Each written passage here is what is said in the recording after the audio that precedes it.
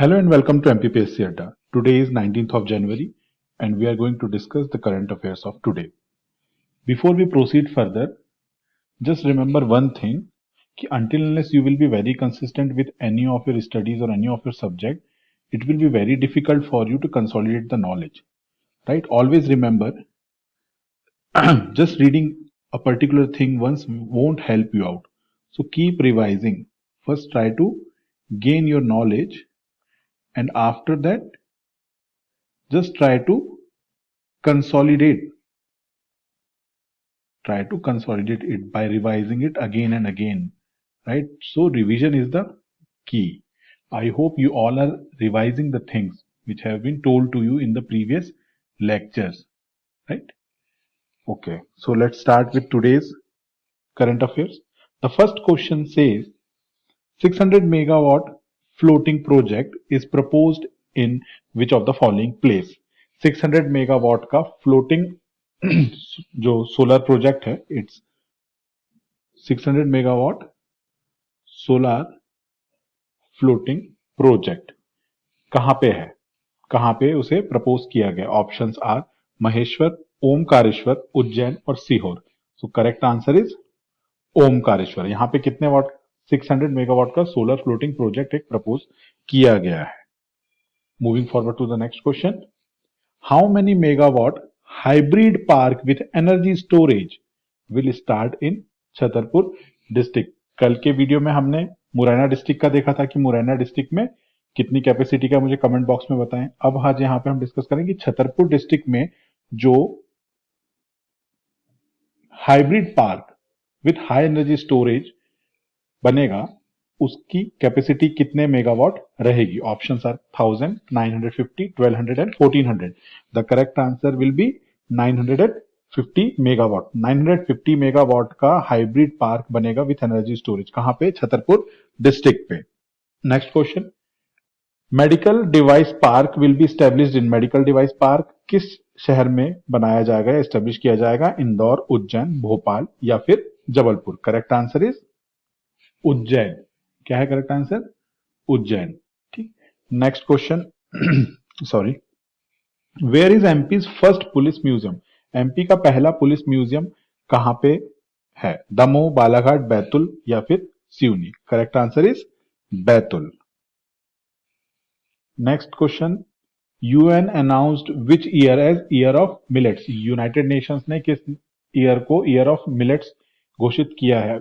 Options are 2023, 24, 25 और 26. इसमें से करेक्ट आंसर इज 2023. ये प्रीवियस ईयर में पूछा भी गया है एमपीपीएससी में. इस टाइप के क्वेश्चंस बहुत आते हैं क्योंकि मिलेट्स के काफी ज्यादा प्रोडक्शन में आगे रहता है एमपी, तो ये भी आपको याद कर लेना है, राइट. नेक्स्ट जो पॉलिटी की सीरीज है उसमें से हम कुछ क्वेश्चंस देख लेते हैं.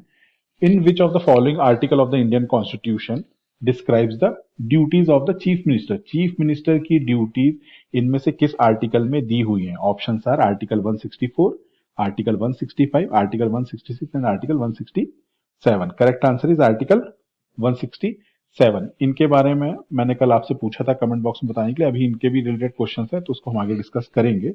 बट ये याद रखिए कि duties of chief minister is given under article 167. Now, next question.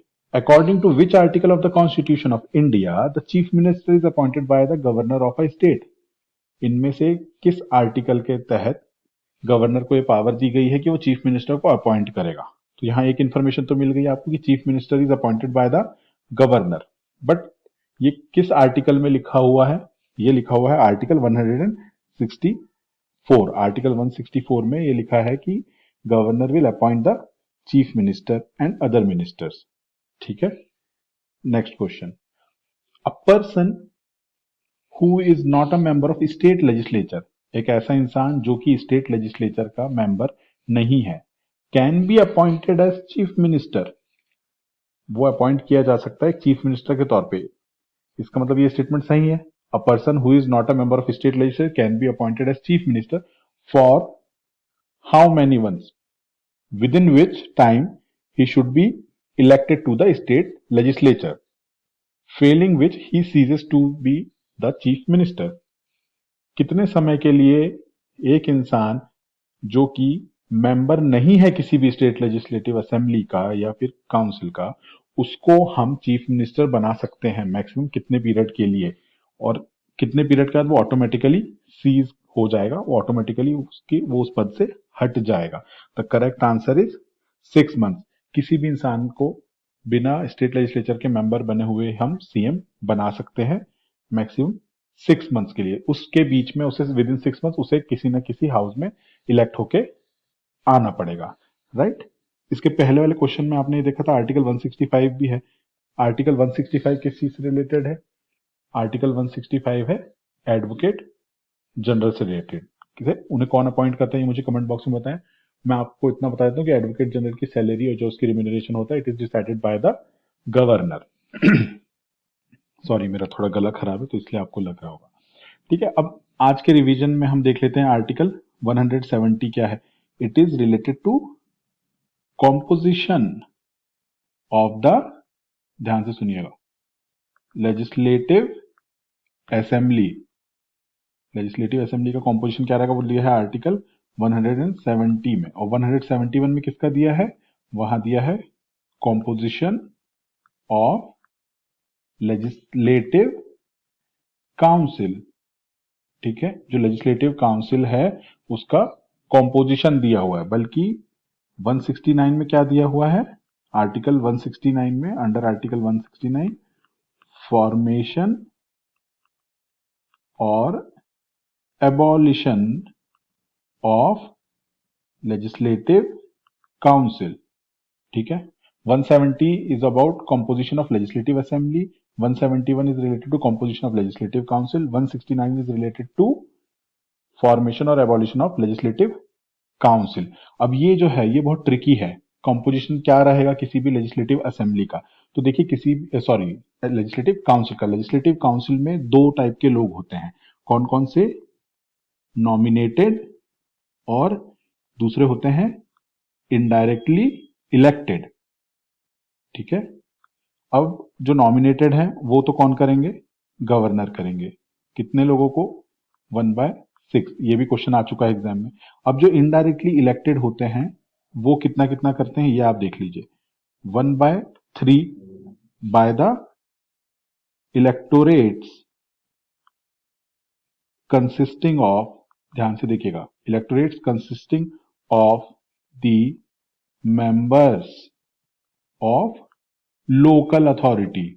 ठीक है, लोकल अथॉरिटी के जो लोग होते हैं वो चूज करते हैं। लोकल अथॉरिटीज के लोग कितने लोगों को चूज करते हैं? 1/3। फिर जो आपकी स्टेट लेजिस्लेटिव असेंबली के लोग होते हैं, स्टेट लेजिस्लेटिव असेंबली, उसके भी लोग 1/3 लोगों को इनडायरेक्टली इलेक्ट करते हैं। उसके बाद 1/12 कौन करेंगे? जो ग्रेजुएट्स होते हैं। ठीक है, ग्रेजुएट्स ऑफ द स्टेट। और 1/12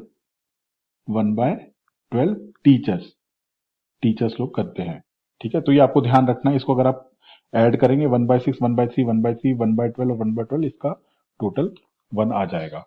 ठीक है, तो ये आपको ध्यान में रखना है। नहीं? और इसके बाद आई होप कि आप लोग और जो आर्टिकल्स आज तक आपको बताए गए हैं, ठीक है, उसको आप रिवाइज करेंगे। कंसिस्टेंसी के साथ रिवाइज करते रहिए तो आपका इजीली जो है सिलेबस भी कवर होते जाएगा। कुछ चीजें हम स्टैटिक पोर्शन की भी डिस्कस करते हैं आपके साथ डेली, तो वो आपको हेल्प करेगी over the period of time recall करने के लिए। क्योंकि जब भी आप किसी भी चीज को थोड़ा थोड़ा करके पढ़ते हैं तो वो आप ज्यादा रिटेन कर पाते हैं। एक साथ अगर आप सारे आर्टिकल्स याद करेंगे तो आपको याद नहीं होंगे, इसलिए आप बिट बाय बिट उन्हें याद करते जाइए। Thank you very much, have a very good day.